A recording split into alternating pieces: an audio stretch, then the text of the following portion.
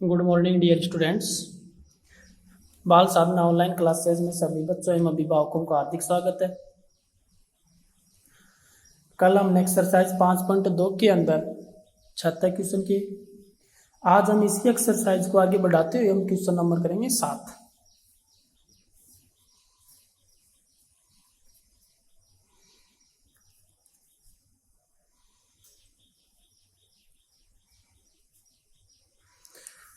Question number 7 है, Cramer नियम से निम्नलिखित समीकरण निकायों को हल कीजिए। यानी हमें कौन सा नियम लगाना है? क्रेमर नियम, और रैखिक समीकरण निकाय को हल करना है। तो पहला क्वेश्चन है 2x + 3y = 9। Equation first. 3x - 2y = 7 और इक्वेशन नंबर सेकंड। ओके, दो इक्वेशन हमारे पास, एक और दो, यानी आपके पास जो रैखिक समीकरण निकाय है वो कितने चरों में है? 2 चरों वाला रैखिक समीकरण निकाय आपके पास, सिर्फ 2 चर। अब इसके अंदर हम यूज करेंगे क्रेमर नियम। क्रेमर नियम पढ़ने से पहले हमारे पास यहाँ इनकी जो वैल्यू है इनको हम चेक करेंगे कि ये जो हल है ये संगत है, असंगत है। इसका हल हम निकाल सकते हैं, नहीं निकाल सकते हैं। जैसे हमने वहां स्पेशल कंडीशन पढ़ी थी, उसके अकॉर्डिंग इसको हम सॉल्व करेंगे। तो आपके पास यहाँ ए और बी सी की वैल्यू निकालो। आपके पास क्रेमर नियम का आपके पास फॉर्मूला क्या था?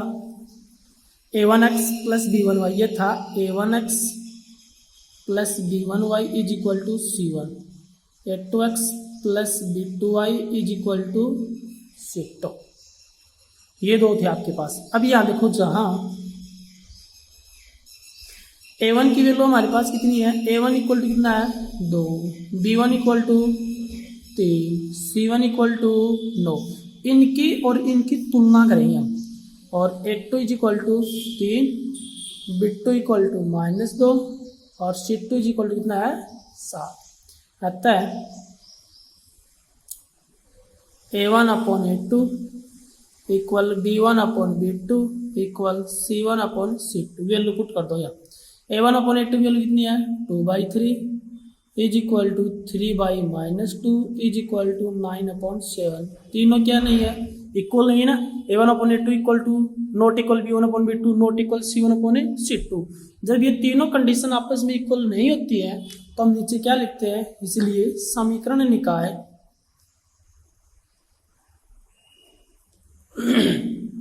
संगत व स्वतंत्र है तथा इसका हल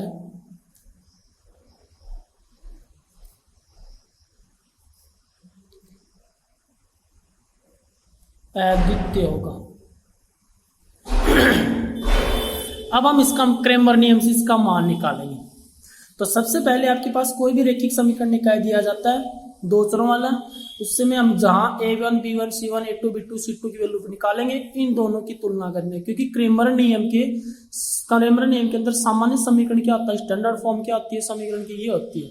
अब इनकी दोनों की हम कंपेयर करेंगे। कंपेयर करने के बाद यहाँ a1 b1 c1 a2 b2 c2 की वैल्यू निकालो। फिर ये कंडीशन है आपके पास, स्पेशल कंडीशन 3 है। उसके अंदर हमारे पास इस क्वेश्चन में कौन सी कंडीशन लगी है? फर्स्ट कंडीशन लगी है।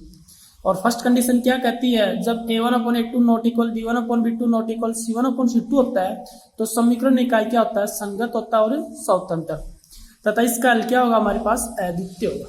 ओके, अब क्रेमर नियम का यूज करना है हमें। तो क्रेमर नियम से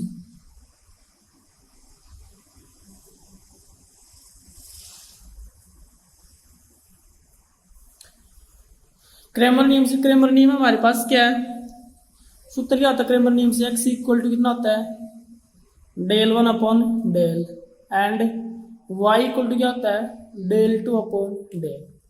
ओके, वैल्यू में x और y की निकालनी है तो x का मान होता है del1/del और y का मान होता है del2/del।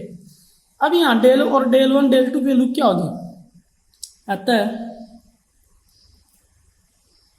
del = क्या होता है? del = क्या होता है? x और y का कोफिशिएंट है।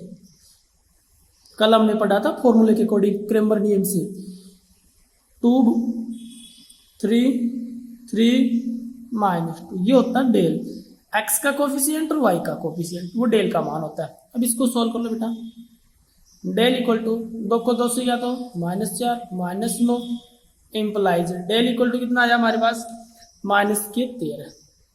ओके, फिर हम किसकी वैल्यू निकालेंगे, डेल 1। डेल 1 इक्वल टू क्या आता है, डेल 1 है, इसका मतलब हम x का कोफिशिएंट ले लेंगे, x की जगह हम क्या लेंगे C1 C2, तो 9 7, फिर y का coefficient 3 -2 implies del 1 is equal to 9 2 में 18 -18 -7 या 21 और कितना हुआ आपके पास ये 39, यानी डेल 1 इज इक्वल टू कितना आ गया -39। इसी प्रकार हम किसकी वैल्यू निकालेंगे, डेल 2 की वैल्यू। ओके, डेल 2 के अंदर पहले तो x का कोफिशिएंट कितना है 2 3, फिर y का कोफिशिएंट नहीं लेंगे हम c लेंगे 9 7 इम्प्लाइज डेल 2 इक्वल टू 7 दूनी 14 -9 3 27, कितना आया हमारे पास डेल 2 इज इक्वल टू 27 में से 14 के कितने बच गए -13।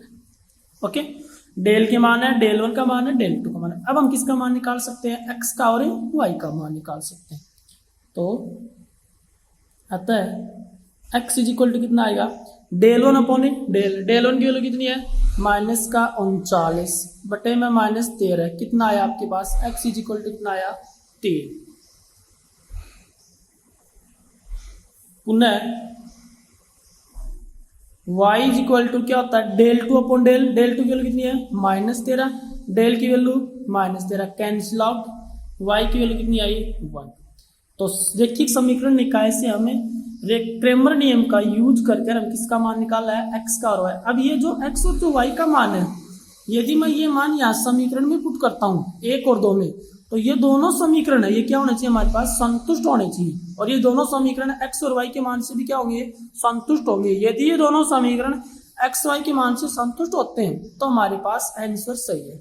ओके, तो ऐसे हम क्रेमर नियम का यूज करके किसका मान निकालेंगे, x का और y का मान। पहले इसको हम चेक करेंगे, निकाय संगत है, स्वतंत्र है, अद्वितीय है। ओके, यानी इसका सॉल्यूशन निकलता है या नहीं निकलता है। फिर क्रेमर नियम से हमारे पास ये फॉर्मूला है। फिर डेल की वैल्यू क्या होती है, डेल 1 की क्या होती है, डेल 2 की क्या होती है, वो तो हमारे पास पीछे हम निकल पड़ा था दो चर वाले रैखिक समीकरण निकाय के अंदर, उसके अंदर फॉर्मूले के अकॉर्डिंग, इसके अकॉर्डिंग। ओके, वो आपको याद रखना है। नेक्स्ट क्वेश्चन हमारे पास है 8 का, क्वेश्चन नंबर 8। सिद्ध कीजिए कि निम्नलिखित समीकरण निकाय असंगत है। सिद्ध करना है कि जो निम्नलिखित समीकरण निकाय क्या हमारे पास है असंगत है। पहला क्वेश्चन 8 में फर्स्ट क्वेश्चन है 3x + y + 2z = 3, equation first. दूसरा 2x + y + 3z = 5, equation 2। Third है x - 2y - z = 1, equation third. Okay, अब आपके पास जो रैखिक समीकरण निकाय है वो कितने चरों में है, 3 चरों के अंदर है, x y और z। सॉरी, ये 3x है आपके पास। Okay, 3x + y + 2z। अब ये 3 चरों वाला रैखिक समीकरण निकाय है, तो 3 चरों वाले के अंदर हमारे पास क्या कंडीशन है कि उसके अंदर निम्नलिखित रैखिक समीकरण निकाय असंगत हो। 3 स्पेशल कंडीशन बताई थी मैंने वो आपके पास, तो उसके अंदर वो कौन सी कंडीशन आपके पास, वो जिसके अंदर आपके पास इन रैखिक समीकरण निकाय का जो आपके पास हल है वो क्या हो, असंगत हो। वो होता है जब आपके पास क्या हो, जब वो आपके पास डेल का मान क्या हो 0, यानी डेल का मान यदि हम निकालें, यदि डेल का मान 0 आ जाता है तो इस रैखिक समीकरण निकाय का हल क्या होता है असंगत। तो पहले हम डेल का मान निकाल लेंगे, ठीक है ना। तो यहाँ डेल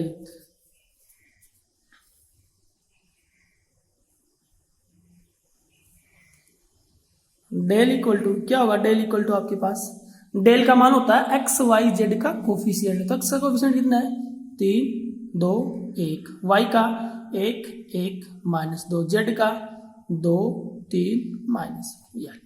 ओके, अब इसका प्रसार कर दो, तो डेल इज इक्वल टू पहली पंक्ति से प्रसार किया तो 3 -1 प्लस 3 दूनी 6 -1 माइनस का 2 -3 प्लस का 2 माइनस का 4 माइनस का 1। ओके, 6 -1 5 5 दिए 15 प्लस का 5 3 और 2 5 minus minus minus plus minus के 5 5 दूनी 10 यानी माइनस का 10 इज इक्वल टू कितना आया, डेल का मान कितना आया 10। ओके, तो डेल का मान आया 10। चूंकि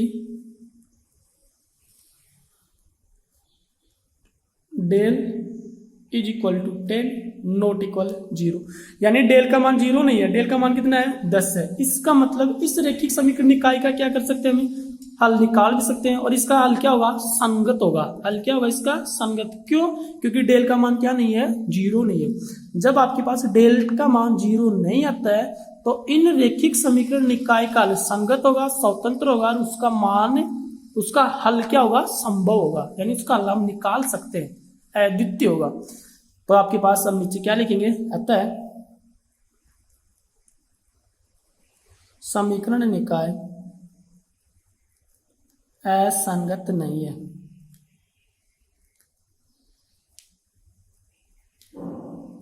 तथा इसका हल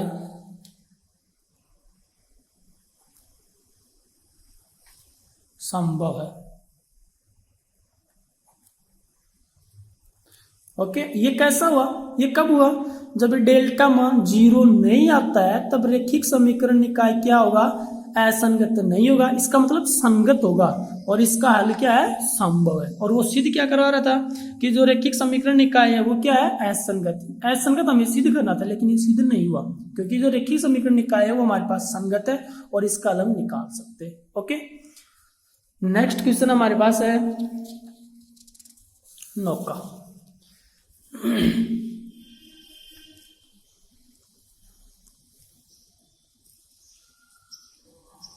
क्वेश्चन नंबर 9, क्रेमर नियम से निम्नलिखित समीकरण निकायों को हल कीजिए। किससे निकालना हमें, क्रेमर नियम से। तो पहला क्वेश्चन है,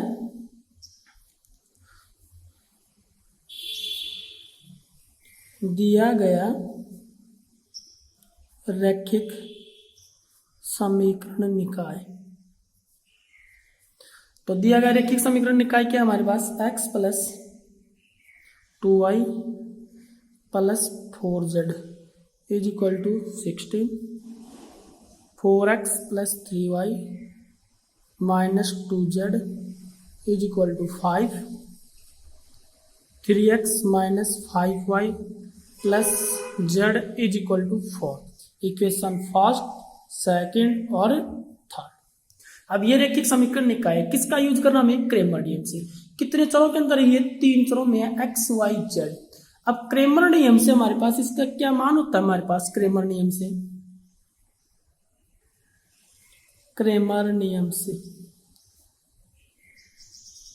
क्रेमर नियम से x इज इक्वल टू कितना होता है, del 1 upon del, y equal to क्या होता है, del 2 upon del, z equal to क्या होता है, डेल 3 अपॉन डेल। ये क्रेमर नियम से ये फॉर्मूला आता है, क्योंकि आपके पास क्रेमर नियम से 3 चरों वाला रैखिक समीकरण निकाय का सामान्य फॉर्म क्या होती है, जनरल इक्वेशन क्या होता है, वो ये होता है हमारे पास a1x b1y c1z is equal to d1, a2x b2y c2z is equal to d2, a3x b3y c3z is equal to d3। ये जनरल समीकरण होता है किसमें, 3 चरों वाले रैखिक समीकरण निकाय का। इसके लिए हमारे पास क्रेमर नियम के लिए हमारा फॉर्मूला क्या था, x equal to del 1 upon del, y equal to del 2 upon del, z equal to del 3 upon del. Okay, अब यहां देखो, जहां डेल 1 डेल 2 डेल 3 इनकी वैल्यू क्या होती है हमारे पास, तो जहां डेल का मान क्या होता है, कल हमने पढ़ा था, डेल का मान होता है एक्स वाई जेड का कोफिशिएंट। कितना है, 1 4 3 2 3 -5 4 -2 1। ये हमारे पास किसका मान है, डेल का मान है। अब यहां से वैल्यू निकालो डेल की वैल्यू, तो डेल की वैल्यू क्या आई बेटा, इस सारणी कौन सी है, 3/3 कोटि की, प्रसार कर दो पहली पंक्ति से 1, पहली पंक्ति ली तो 3 प्लस 5 दूनी 10, सॉरी माइनस आएगा, -2 4 प्लस 3 दूनी 6, 3/3 कोटि का परसर हमने बहुत बार किया, फटाफट कर लो, +4 -20 -9 इज इक्वल टू 3 में 10 गए, कितने बच गए, -7, 10 दूनी 20, 20 और 9 कितने होते हैं आपके पास 29, और 29 को हम 4 से मल्टीप्लाई करेंगे तो 116। अब देखो डेल का मान कितना है हमारे पास, del is equal to value आ गई -143, ये डेल का मान बेटा। ओके, अब हमारे पास किसकी वैल्यू निकालेंगे हम, डेल 1 की वैल्यू।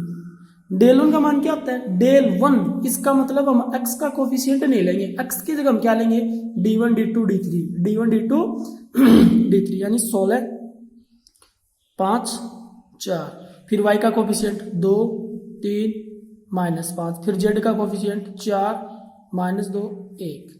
ओके, प्रसार कर दो पहले इसका, तो डेल 1 इज इक्वल टू कितना आया, पहली पंक्ति से करो 16 3 -10 -2 5 प्लस 4 दूनी 8 प्लस 4 माइनस का 25 माइनस का 12 इज इक्वल टू 3 में 7 माइनस के 7, 16 को 7 से गुना किया तो 16 7 होते थे माइनस के 112, 8 5 13 13 दूनी 26,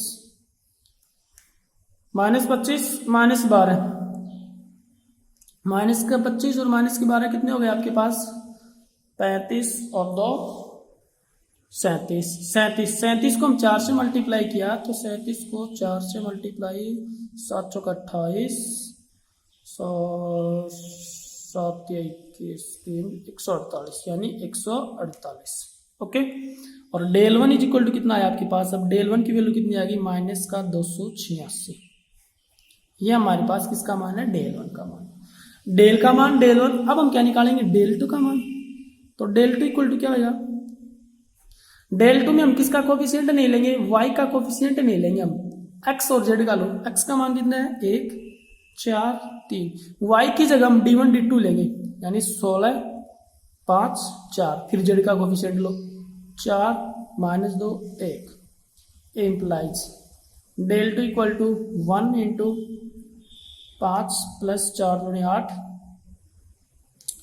-16 4 प्लस 3 दूनी 6 प्लस का 4 4 चौक 16 माइनस के 15, 8 और 5 13 माइनस 6 4 10, 60 को 10 से या तो 160 प्लस 4, और del 2 is equal to value कितनी आई माइनस का 143।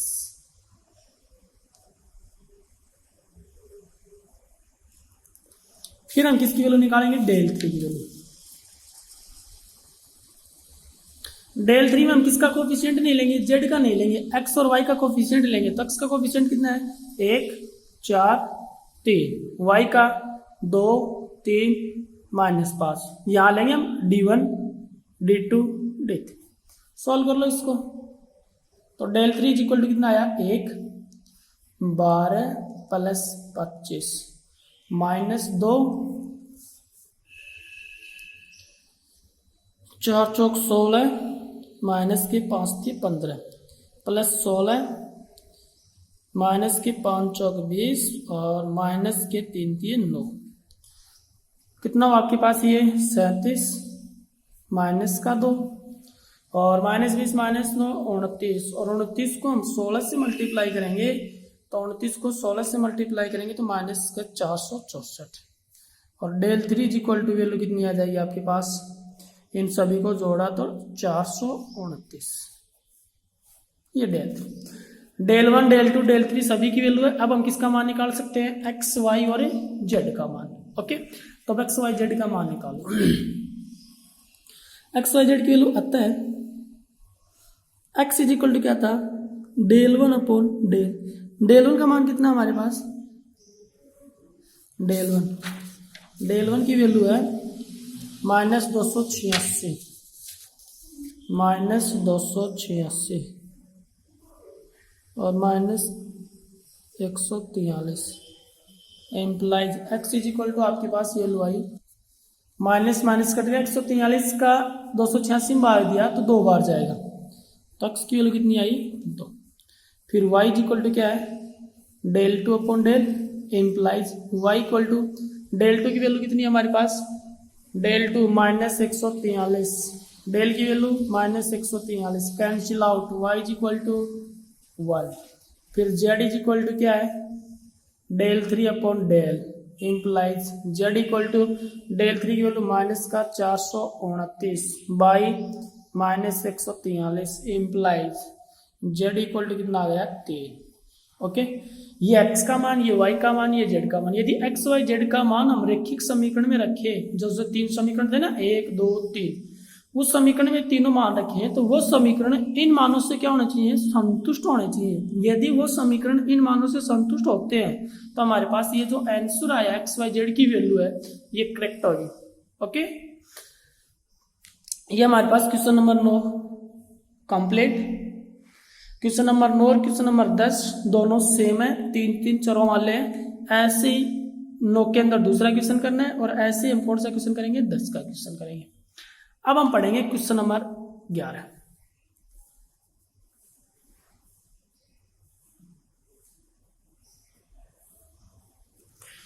आव्यूह सिद्धांत का। अब हमारे पास कौन सा सिद्धांत लगाना है आव्यूह सिद्धांत। पहले हम क्या किसका यूज किया था क्रेमर नियम का। अब हम आव्यूह सिद्धांत का यूज करेंगे। आव्यूह सिद्धांत का प्रयोग कर निम्नलिखित समीकरण निकायों को हल कीजिए। तो देखो 2x - y is equal to -2 समीकरण 1 3x + 4y = 3 समीकरण 2। ओके ये हमारे पास क्या है दिया गया समीकरण निकाय।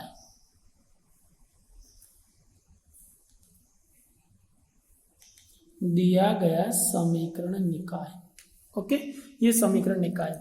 अब यहां से इसे हम किस रूप में लिखेंगे आव्यूह रूप में। क्यों क्योंकि आव्यूह सिद्धांत लगाना में। Okay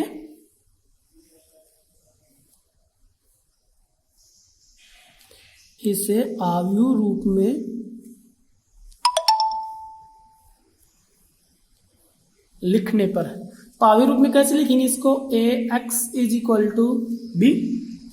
ax is equal to b जहां a का मान कितना आपके पास मैट्रिक्स A की वैल्यू होती है एक्स वाई जेड का एक्स वाई का कोफिशिएंट तो 2 3 -1 और 4 x और y का गुणांक लिखते हैं हम A का मान और x का मान क्या लिखेंगे हम x और y। फिर हमारे पास b का मान क्या होगा b इक्वल टू कितना होगा अचर पद -2 और 3। ये तीनों वैल्यू a का मान यहाँ रखूं मैं x का मान यहाँ रखूं और b का मान को मैं ये लिख सकता हूँ और इसको मैं ये लिख सकता हूँ। ओके हमने फॉर्मूला पढ़ा था उसके अकॉर्डिंग। अभी आपके पास इन समीकरण 1 और 2 को हम आव्यूह रूप में लिखेंगे तो इसको हम लिखेंगे ax इक्वल टू b जहां a का मान होता है x और y का कोफिशिएंट। x की वैल्यू होती है x और y स्तंभ के रूप में और b का मान है -2 और 3। ओके a x और b। अब यहां से इसकी वैल्यू निकालो x का मान क्योंकि हमें वैल्यू किसकी निकालनी है यहाँ से x और y की वैल्यू निकालनी है तो इसका मतलब x इज इक्वल टू क्या आएगा a इनवर्स इंटू बी। इसको नाम डाल दो इक्वेशन फर्स्ट। अब हमारे पास किस किस का मान नहीं है x का मान है कितना है x y b का मान है कितना है -2 और 3 किसका मान नहीं a इनवर्स का मान नहीं। a इनवर्स क्या होता है व्युत्क्रम आव्यूह होता है यानी आव्यूह a का व्युत्क्रम आव्यूह। तो अब हम कौन सा आव्यूह निकालेंगे व्युत्क्रम आव्यूह निकालेंगे। तो व्युत्क्रम आव्यूह निकालने से पहले हमारे पास से आव्यूह एक की क्या होनी चाहिए सारणिक। तो एक का सारणिक कितना आएगा आपके पास 2 -1 3 4 इम्प्लाइज एक का सारणिक इज इक्वल टू है 4 × 8 प्लस का 3 यानी 11। एक का सारणिक का मान कितना है 11 जो कि क्या नहीं है 0 नहीं है। अब जब हम किसी भी आव्यूह का व्युत्क्रम आव्यूह निकालते हैं तो पहले उस आव्यूह की क्या निकालते हैं सारणिक फिर उस आव्यूह का क्या निकालते हैं हम एडजॉइंट ऑफ ए। तो ये जो आपके पास जो आव्यूह है किस कोटि का ये 2/2 कोटि का है और 2/2 कोटि का एडजॉइंट हम डायरेक्ट निकाल सकते हैं। ठीक है तो चूंकि adjoint A is equal to, कैसे निकालेंगे हम एडजॉइंट ए? जैसे ये मैट्रिक्स है, इसका हम क्या करते हैं, इन दोनों को तो हम क्या करेंगे, चेंज करेंगे। 4 को यहां भेज देंगे, 2 को यहां भेज देंगे, तो 4 और 2। और इन दोनों की क्या करेंगे हम, चिन्ह चेंज करेंगे। ये माइनस का तो प्लस और ये प्लस का तो माइनस। ये हमारे पास क्या हो गया, एडजॉइंट ए। यानी 2x2 कोटि मैट्रिक्स का एडजॉइंट हम डायरेक्ट निकाल सकते हैं ऐसे। इन दोनों को तो हम चेंज करेंगे, 2 4 को ऊपर भेज दो, 2 को यहां भेज दो। और इन दोनों की क्या करेंगे हम, साइन चेंज करेंगे। यदि माइनस का है तो प्लस और ये प्लस का तो माइनस। ये हमारे पास आएगा एडजॉइंट ए और एक का सानिक। अब हम क्या निकाल सकते हैं, ए इनवर्स। ए इनवर्स का फॉर्मूला क्या होता है, यानी आयु ए का व्युत्क्रम आयु क्या होता है, एडजॉइंट ए बाई ए का सारणिक। Implies A inverse is equal to, adjoint A का मान कितना है, 4 1 -3 2, और ए का सारणिक का मान कितना है, 11, यानी 1/11। ओके, ये हुआ ए इनवर्स समीकरण 1 से। समीकरण 1 क्या था, x is equal to A inverse into बी। तो x का मान क्या है हमारे पास, यहाँ x की वैल्यू थी x y is equal to A inverse का मान क्या है, 1/11 4 -3 1 2 इंटू क्या था वहां b। x is equal to A inverse into b, और b का मान हमारे पास कितना है, माइनस का 2 3, -2 और 3। ओके, अब इसको सोल्व कर लो।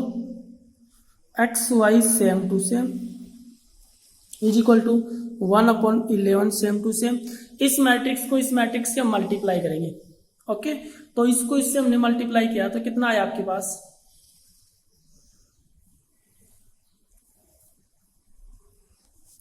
पंक्ति को स्तंभ से गुणा करो, 4 को 2 से किया तो -8, 1 को 3 से किया तो 3, यानी -8 + 3 कितना आया, 5।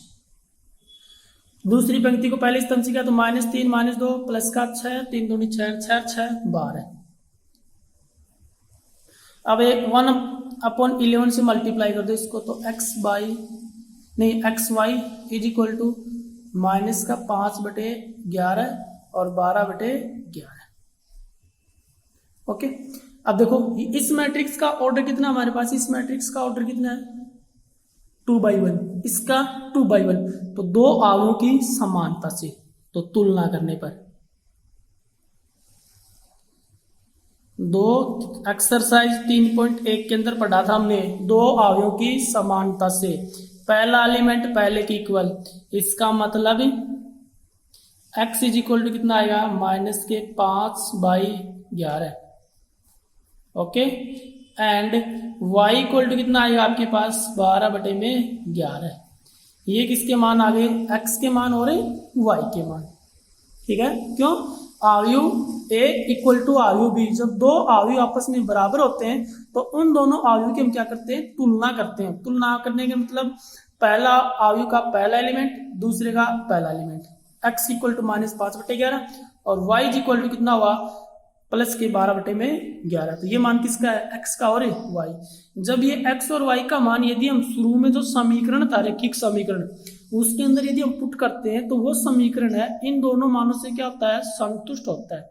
इसका मतलब हमारे पास जो x और y की जो वैल्यू है वो एकदम करेक्ट है। ओके, बाकी जो हमारे पास जो क्वेश्चन बच गए